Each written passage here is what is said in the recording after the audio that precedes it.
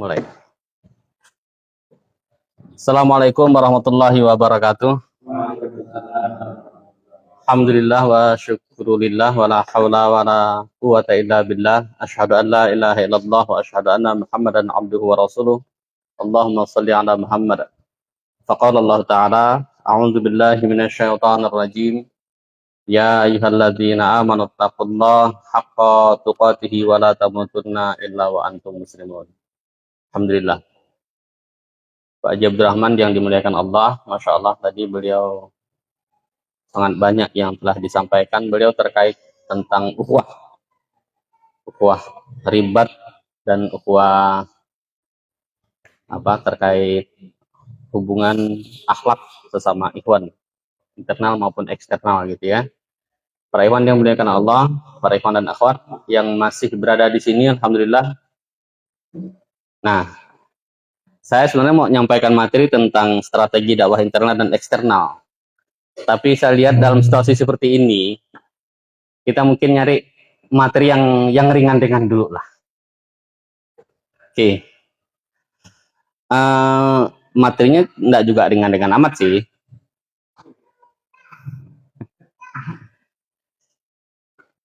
Para ikhwan dan akhwat, bapak-bapak dan ibu-ibu, kalau saya kasih dua pilihan, lagi bahagia apa tidak? Jawabannya? Bahagia. Benar bahagia. Nah, kalau begitu, ibu-ibu juga bahagia kan? Ibu-ibu lagi bahagia? Masa enggak bahagia ya? Lagi bahagia apa tidak ibu-ibu? Nggak ada yang bahagia ibu-ibu ini sebenarnya, nggak ada yang jawab. Lagi bahagia apa tidak? Bahagia. Nah, setelah menjawab bahagia, ada tugasnya. Tugasnya tidak dicatat, tapi ada yang ngomong, ada yang mendefinisikan bahagia menurut Anda itu apa sih? Siapa tadi yang ngomong bahagia itu? Tuh, Mas. Bahagia itu apa sih? Nyaman. Nyaman. Ya. Berarti kalau lagi makan kue, nyaman, bahagia. Makan nasi atau makan lauk keasinan tidak bahagia gitu. Lah kan? Kata orang gitu itu kalau nyaman tuh makanan. Tapi kalau orang Jawa nyaman tuh apa maksudnya itu? Plong. Oke. Ibu-ibu sekarang. Ibu-ibu siapa tadi yang bilang bahagia itu? Ada nggak ibu-ibu yang bahagia nih? Nggak ada bahagia ternyata nih. Nah, adik dulu deh. Adik atau mbak sih? Mbak, ya astagfirullah, salah saya apa? Mbak, bahagia apa tidak? Bahagia kan? Apa sih bahagia itu? Jangan takut sama suami kalau sudah punya suami ya. Ya? Akan bahagia. Iya, Masya Allah. Berarti sekarang belum bahagia nih. Bayangannya bahagia. Apa sih bahagia itu? Menurut Anda? Pengen bahagia kan? Sekarang apa bahagia? Perasaan senang. Jadi setiap perasaan senang itu mesti dalam satu hari ini berapa kali senangnya sudah? Jangan-jangan belum ada senangnya nih dari pagi. Sabar dulu udah dari pagi nih. Ya, alhamdulillah perasaan senang. Yang di belakang ibu-ibu, apa sih yang dimaksud dengan bahagia? Bahagia adalah nggak usah menurut siapa-siapa, menurut Anda kan pengen bahagia nih. Bahagia adalah nggak masuk nih. Bahagia adalah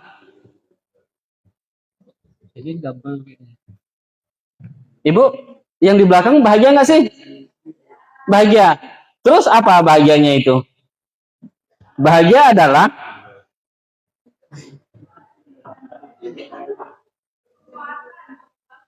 tapi nggak perlu dijawab sih, udah ketahuan dari mulut, dari auranya itu senyum-senyum pasti bahagia itu. Terus yang sepuh nih, yang seusia saya minimal, bahagia. Pak Sumarsono bahagia. Ketenangan hati. Kalau lagi hati tenang itu berarti sedang bahagia. Berapa kali sih tenangnya dalam satu hari ini? Jadi beliau ini kalau lagi tidur lagi bahagia banget. Begitu bangun tidur saya baru selesai bahagia gitu. Iya, berarti ketenangan hati. Ustadz Nurdin, bahagia adalah ini orang yang paling sering bahagianya nih, udah lama hidupnya kan. Bahagia adalah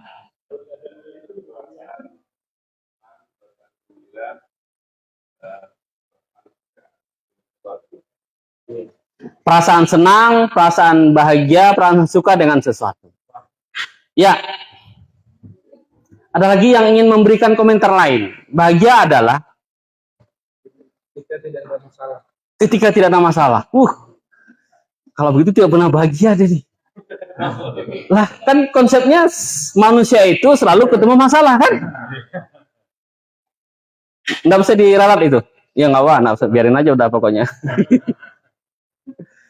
Orang kita mau panahan aja ketemu masalah di sana seringkali panahnya meleset, itu sedang tidak bahagia berarti ya. Ya, ada lagi yang lain? Bahagia. Ya. Oke, sudah mulai agak berbeda nih, bisa mengatasi masalah. Kalau tadi ketenangan, kesenangan, dan seterusnya. Kita bersyukur karena bahagia kan? Betul nggak? Ya, artinya yang membuat kita selalu bersyukur kepada Allah karena kita merasa bahagia. Atau kalau mau kita bilang, kita sedang mendapatkan kenikmatan. Mungkin di bagian kenikmatan itu puncaknya adalah kebahagiaan. Kita menjadi bersyukur kepada Allah SWT. Oke. Boleh? Setuju sampai di situ? Ini sebenarnya biar nggak ngantuk aja. Kalau saya ngomong tadi, waktu semangatnya kan sudah dihabiskan sama Pak Haji tadi itu. Orang semangat itu kan dari jam 8 sampai jam 10. Nanti ngantuknya itu dari jam 12. Kalau ngajar kalau tanya aja Wali, kalau jam berbahaya itu, kalau ada diklat atau apa, jam berbahaya itu kan habis makan siang. Itu harus dipasang dosen-dosen yang jenaka. Kalau tidak nanti alamat semuanya bahagia pokoknya. Ya, nah saya keluarkan kuncinya. Apa itu? Yang buat bahagia itu. Saya sama perlu orang yang muda ini, orang yang masih dikasih sama, kalau ada anak-anak sih, orang yang duitnya masih dikasih sama bapaknya. Ada nggak di sini peserta seperti itu ya? Kalau mau ngasih istrinya Rois seperti ini kan malu ini, mau dikasih yang warna biru dia. Oke, nggak apa-apa lah. Sekarang saya kasih sama, ini ngasih beneran nih, Mas Anang saya kasih 5.000. Anda bahagia sekarang?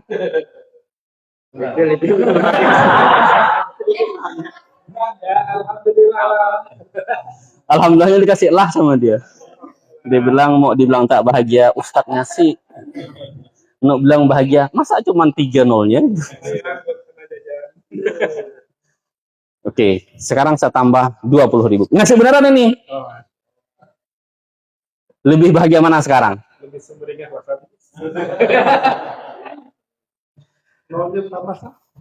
Ini saya kasih sama ibu-ibu. Ibu yang pengen 50.000 ada nggak? Ternyata tidak ada yang mau. Ya udah. Saya tidak tahu dia mau atau tidak. Pokoknya nggak mau, ya udah nggak mau. Benar nggak ada yang mau nih? Tadi saya bilang ada nggak mau, diam semua. Begitu saya ancam, ternyata ibu-ibu lebih takut ancaman daripada reward ya. Ibu-ibu yang mau 50.000 ada? Nah, angkat tangan. Berarti yang proaktif dulu. Yang nampak oleh saya ya, Bu. Maaf, Bu. Ini ngasih beneran, Bu. Bukan simulasi nih. Oke. Pasti saya sangat yakin, enggak perlu tanya sebenarnya, orang yang sudah mendapatkan nikmat. Nikmat tuh bahasa sederhananya adalah tambahan. Jadi apapun yang nambah dalam hidup kita itu disebut nikmat. Makanya nikmat itu konsep yang paling sederhana dari rahmat. Nanti ningkat lagi dia. Ada rahmat, kan ada rahmat itu macam-macam nih. Ada rahmat khusus untuk orang. Ada rahmat yang Allah berikan kepada seluruh hamba Allah, gitu kan? Makhluk Allah, dari rahmannya Allah. Ada rahmat yang wabil khusus dari rohimnya Allah. Itu kan beda-beda kan? Nah, nikmat adalah setiap tambahan umur nikmat. tambahan duit tadi tidak punya. Anggaplah tadi Mas Anang ini kan bos nih, punya uang 1 juta aset dia, dikasih berapa ribu tadi itu? 25.000, nambahkan 25.000, pasti bahagia, pasti nambah senang. Kok dia nanya saya? Ini bukan saya ngomong loh ya. Ya. Oke. Jadi Mas Anang mendapatkan uang 25.000. Bahagia, senang, lebih senang. Mendapatkan nikmat lebih senang. Bersyukur. Alhamdulillah. Oke. Ibu-ibu, maaf tadi saya tidak tahu nama ibu. Ibu yang tadi? Ibu siapa? Ibu siapa, Bu? Ibu Sumi. Kalau dibandingkan, kalau saya kasih pembobotan gitu ya, dari 1 sampai 10. Tadi sebelum ibu mendapatkan uang 50.000, kira-kira senangnya berapa? 1 sampai 10. 8. Hebat banget ya, udah 8. Belum kasih uang aja udah 8. Terus dikasih uang 50.000, jadi berapa senangnya? Jadi berapa senangnya? 10. Nambah 2 doang berarti ya senangnya. Padahal tadi harusnya saya kasih cuman 30.000 biar ya, artinya nambah kan, nambah rasa senang kan? Ya. Nah, para ikhwan, sekarang saya bilang begini. Saya kasih cerita. Ibu kan berarti tadi senangnya 10 ya. Bisa nggak turunin, Bu? Jangan sampai 10 lah, 10 terlalu banyak. Kalau tadi sebelum dapat duit, kira-kira? Ya. Ya.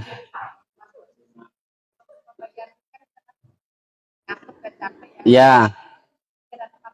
3 dan 4. Oh, itu ini realnya berarti. Jujur, Bu Ibu. Tadi nggak terlalu jujur kali, Ibu. Terus setelah dikasih duit, naiknya?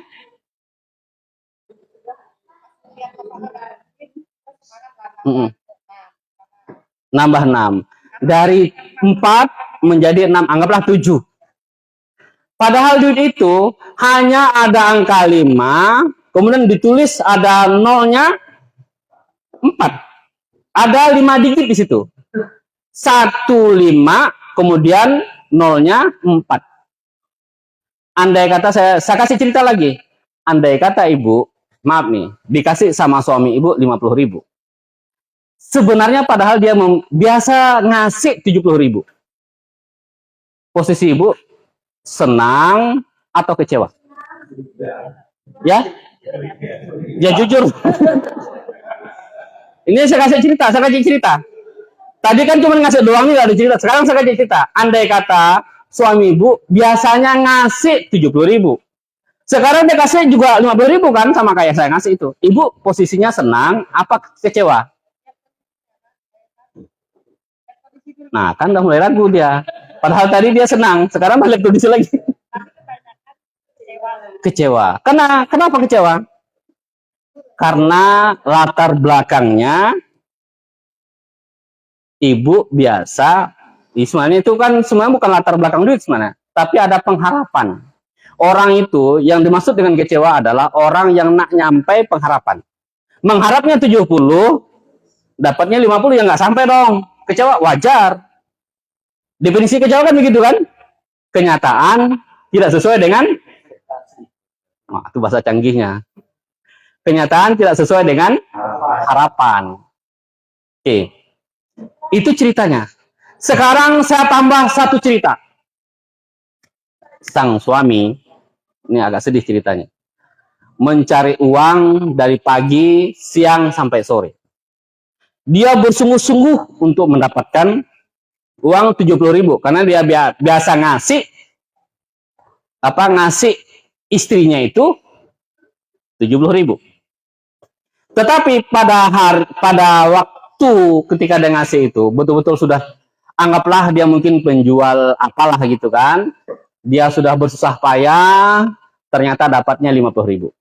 Dia kasihkan sama ibu, Dia ceritakan latar belakang kenapa cuma ngasih 20.000. Saya mau tanya, ibu itu posisinya betul-betul merasa puas atau kecewa?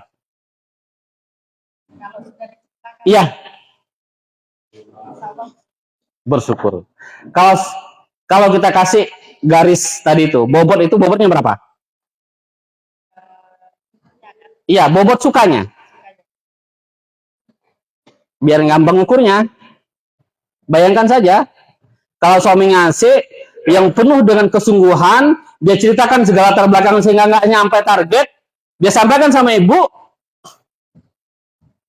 terus ibu kasih bobot berapa? Tadi kan maksimal kan 6. Padahal nggak sampai. Iya.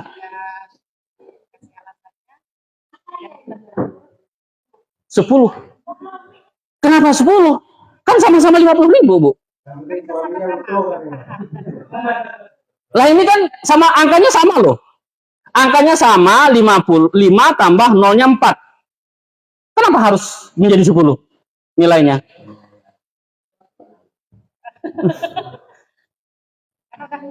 Nah, ya para ikhwan, inilah beda Allah dan manusia menilai sesuatu. Jadi kita itu, senangnya kita seringkali, saya mau, kalau bisa ditulis ya, matiin dulu lah sebentar. Dimatiin ya dulu, ditutup. Tutup ya, tutup, kayak kertas. Kayak kertas ya, jangan pakai. Nah, itu.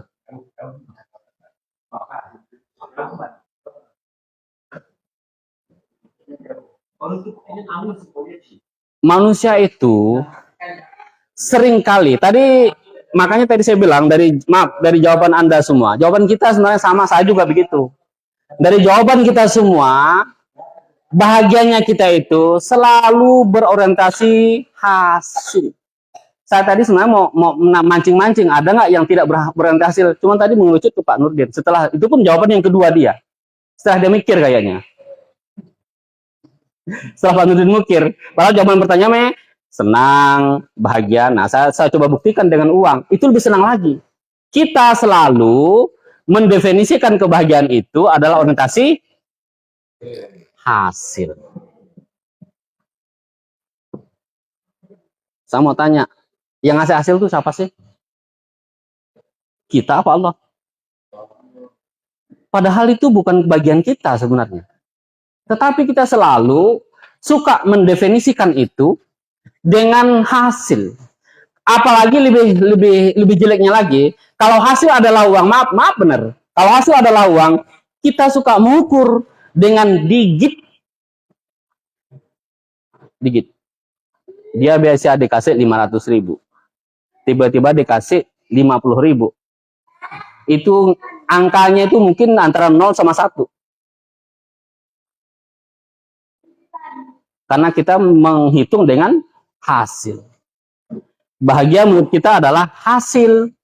Senang, suka, sedih, terus dapat uang sekian, prestasi tercapai, dan seterusnya. Itu hasil semua. Hasil semua. Dimatiin kah? Di pause-nya. Jangan dimatiin harusnya. Ditutup aja. Ya. Sementara Allah itu konsep bahagia menurut Allah. Coba nanti kita lihat ya para ikhwan agar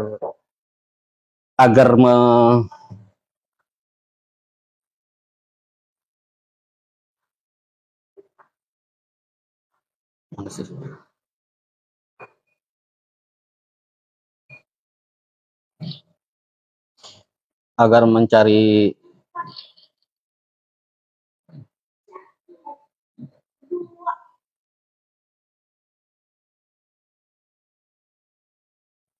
Nah, ada yang ingat kira-kira ini terkategori, ada yang tahu nggak ini? Surah apa nih?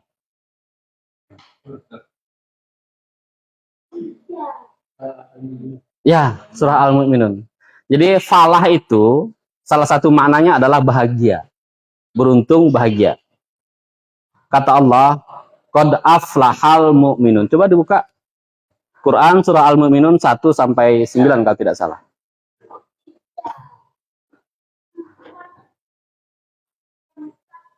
Coba dibuka. Ada yang sudah dapat?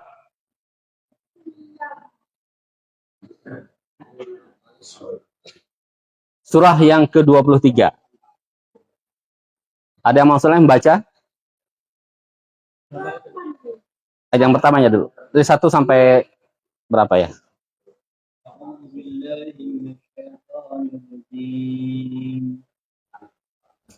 Bismillahirrahmanirrahim.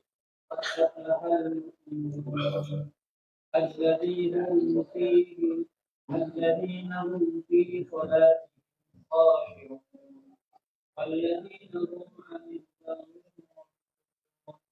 والذين هم للزكاة راهبون والذين هم لفروجهم حافظون إلا على أزواجهم أو ما ملكت أيمانهم فإنهم غير ملومين. Terus lanjut.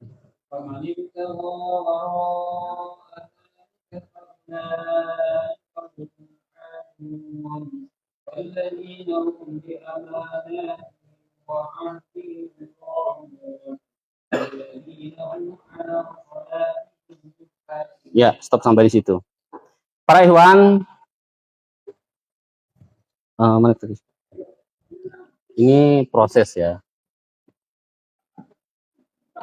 Saya ingin bertanya, 1 sampai 6 ini orientasinya hasil apa proses?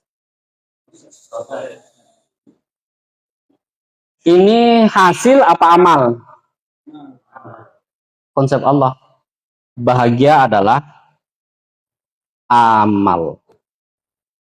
Jadi, seringkali itu kita tidak mendapatkan kebahagiaan karena kita salah mendefinisikan kebahagiaan. Terus buktinya apa? Nah, ini Masya Allah. Tadi Ibu, saya kasih simulasi dikit. Kenapa Ibu itu menjadi puas? Padahal sama-sama 50. Kenapa menjadi 110 angkanya? Karena Ibu memahami prosesnya. Iya kan? Ya. Karena Ibu mendapatkan informasi tentang proses. Itu cara bersyukur yang sudah benar. Anak kita itu sering tidak puas dengan uang 10.000. Padahal uang 10.000 kan cukup besar, sudah gede juga kan?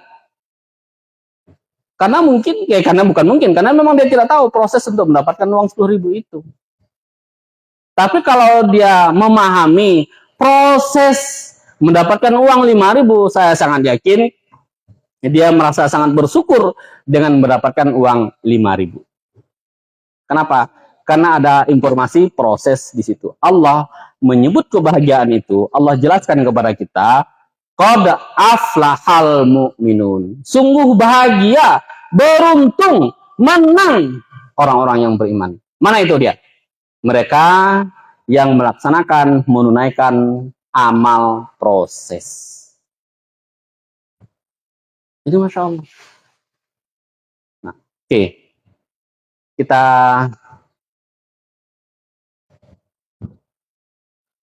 kalau mau diurai satu persatu nanti materi yang utama enggak kesampaian ya. Enggak apa-apa. Oke. Nah, saya bikin kuadran gini. Kuadran positif, kuadran negatif. Kuadran positif saya kasih definisi operasional, saya kasih pengertian. Zona sesuai dengan keinginan dan kecintaan. Nanti wujudnya apa? Syukur. Gitu kan? Segala sesuatu yang sesuai dengan keinginan kita.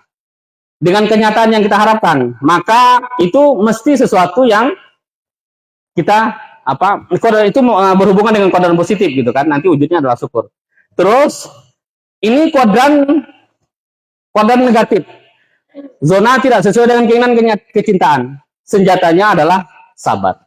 Allah berikan kepada kita 2 senjata. Sabar dan syukur. Kenapa dua senjata ini?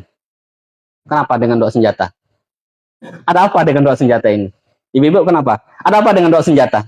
Kenapa sih disuruh sabar? Ibu-ibu kenapa disuruh sabar?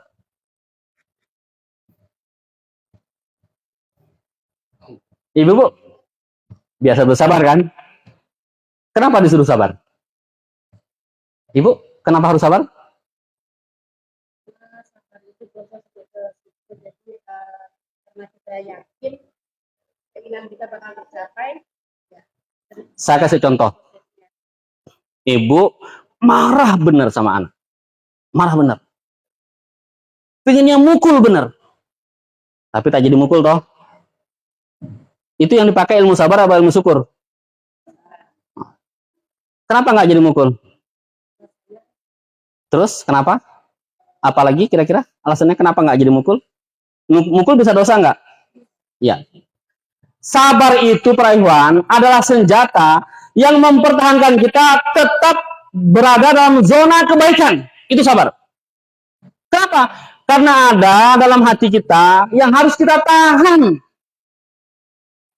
Ada dalam hati kita ini, dalam diri kita yang tidak sesuai dengan apa yang Allah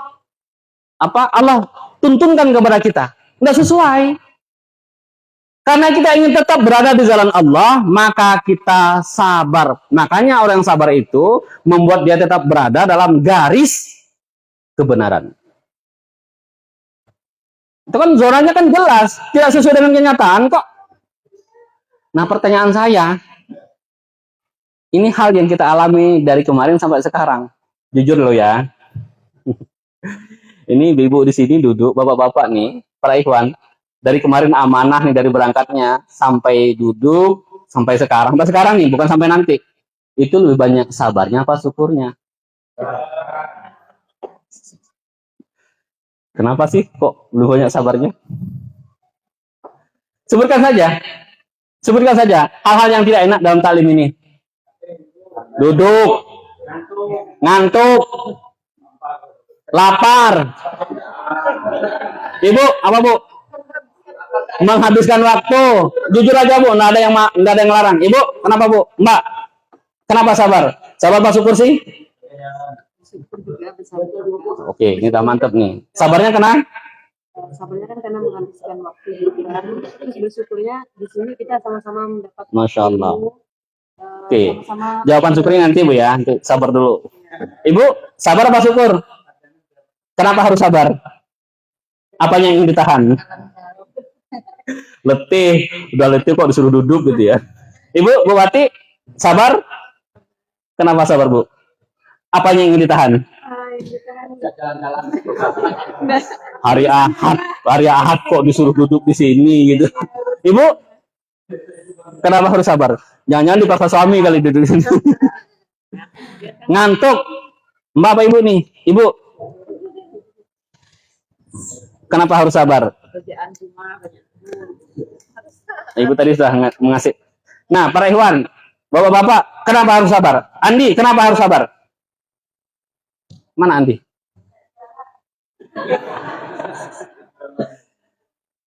Ini memang wajah-wajah tertekan nih nampaknya. Terus, sabar itu yang membuat Anda tidak meninggalkan majlis. Gitu toh? Sabar itu yang membuat Anda tetap membuka mata. Sabar itu yang tetap mempertahankan Anda tetap duduk, manis, mendengarkan walaupun ngantuknya luar biasa. Bahkan sempat baring-baring juga. Tidak apa-apa, sabar. Apapun alasannya lah pokoknya. Nah, itu sabar. Sabar. Nah, sekarang ini pertanyaan untuk kita hari ini. Kalau saya tambah lagi, Bapak Ibu sekalian, para ikhwan, kita tuh sholat selama ini itu lebih banyak sabarnya apa syukurnya sih? Ayo jujur. Terutama sholat subuh ya. Sabar banget itu. Saya tanyakan lagi. Di jamaah lebih banyak sabarnya apa syukurnya? Mana nih Pak Haji, banyak sabarnya? Ya, Artinya apa? Para ikhwan lebih banyak nahannya daripada nikmatnya. Nah, sekarang kita lihat di sini. Jadi kuadran ini memang banyak dalam diri kita. Artinya coba ditutup dulu. Tutup. Nggak usah dimatiin, tutup. Para ikhwan, kalau kita bikin ini adalah garis ketentuan Allah, bulat seperti ini, Allah mencintai segala hal yang telah dia tuntun, dia atur, dia perintahkan. Kalau kita bikin aturan, kita bikin gambaran gitu ya, garisnya bulat kayak gini. Itu garis Allah. Jadi segala hal yang Allah cintai, yang Allah murkai, artinya kalau Allah murkai kita tinggalkan tuh. Harusnya yang Allah murkai itu kita cinta apa kita benci? Benci. Harusnya yang Allah cintai itu kita cinta apa kita benci? Kita cinta gitu kan. Nah, kita anggap seperti ini. Kita itu para ikhwan, garis kita tuh mungkin tidak begini. Mungkin begini. Nah, banyak gini nih. Sementara garis ini harus kita tempelkan di sini persis. Akhirnya yang bengkok-bengkok ini kita sabarin. Yang kelebihan kita pangkas. Sakit juga kan mangkas diri sendiri. Yang kurang ini kita kasih bobot lagi. Terus sampai begitu. Agar apa? Agar sesuai dengan garis Allah Subhanahu wa taala. Buka lagi.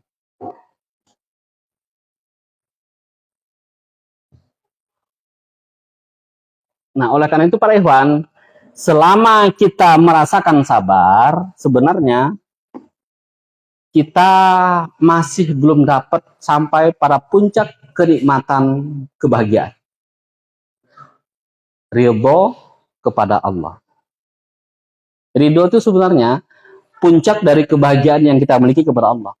Ridho itu artinya garis tadi itu, garis ketetapan Allah dengan garis cinta benci kita itu sudah nyatu. Contoh sederhana gini. Contoh sederhana nih. Pernah nggak para ikhwan kira-kira itu merasa heran orang yang panjat tebing sambil senyum-senyum?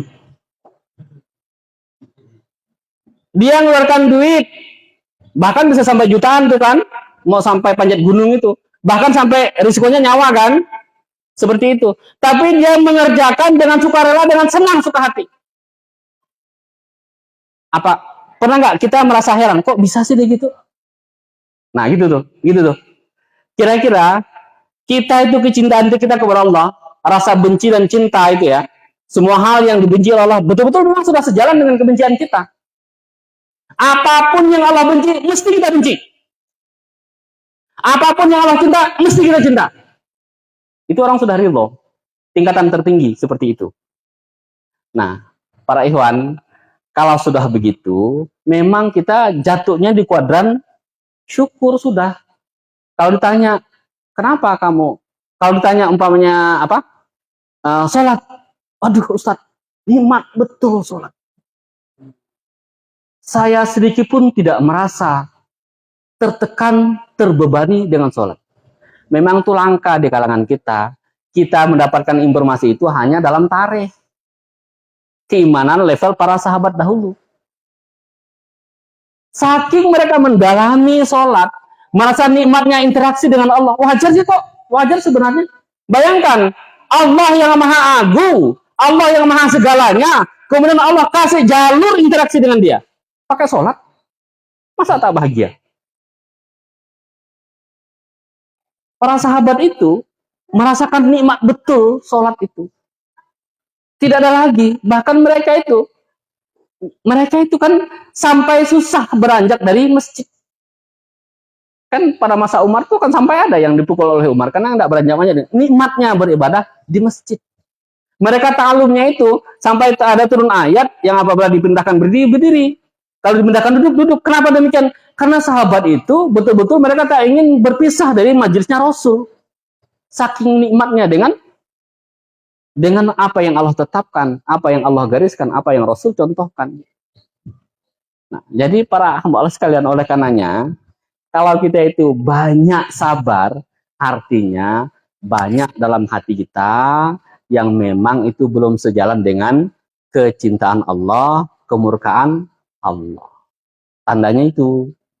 Makanya kita banyak pakai senjata sabar. Disonono dia masuk dalam kuadran negatif, minus. Tetap selamat. Cuman nanti lama-lama dia tetap tidak nikmat. Bayangkan dia sholatnya, semua sholat itu pakai kesabaran semua. Letih benar sebenarnya. Tapi karena kewajiban, udahlah. Imam lagi membaca, aduh, tak tahu apa imam nih. Orang lagi ngantuk benar. Masa membaca surah itu? Salah-salah lagi. Nanti